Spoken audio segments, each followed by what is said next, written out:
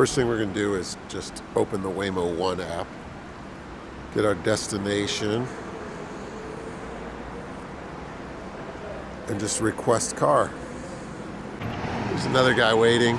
You'll see this whole transaction here as his driverless Waymo is pulling up, and then you just hop in and go. So wild.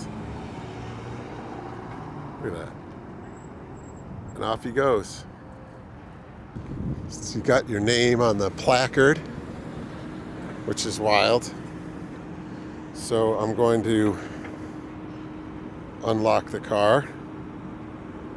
And we're going to get ready to go. Let's start the ride.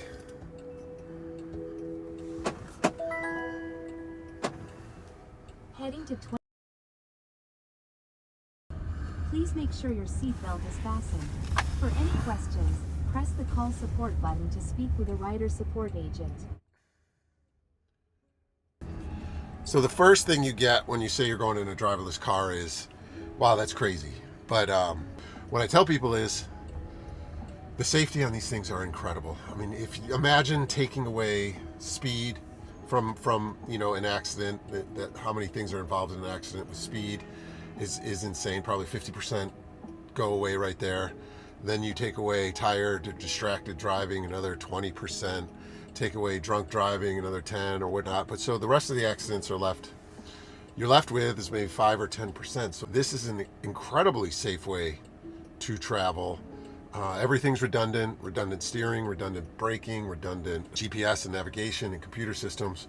So I'm not really worried about that. Waymo on their website says they've driven equivalent of driving to the moon and back 80 times, which without personal injury, which is an insane amount of driving when you consider the average distance to the moon is 236,000 miles just one way. So, or 500,000 miles there and back 80 times without a personal injury case against them.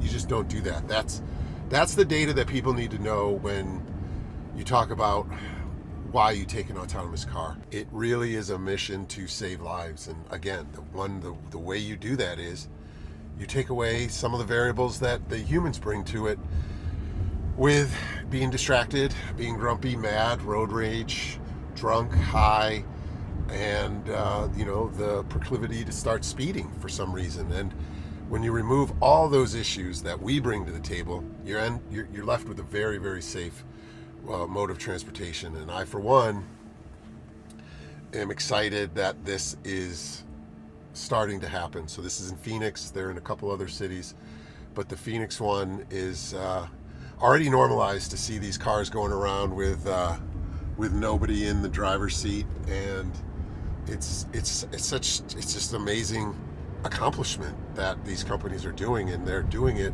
around safety because they know that people are going to be wary about this until the data proves out that they know what they're doing, and this is an extremely reliable and extremely safe way to move people, which, I mean, if you get a chance to do it, please do it, because it's not as weird as you think.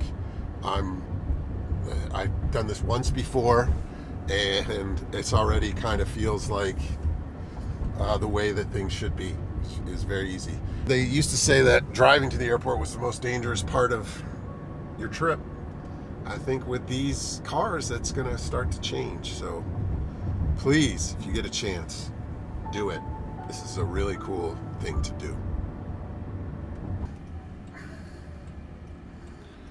All right, this is pretty close. You're here.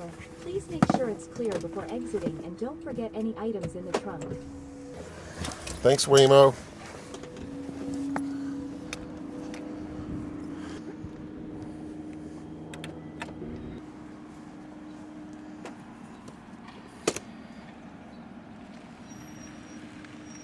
See you, buddy.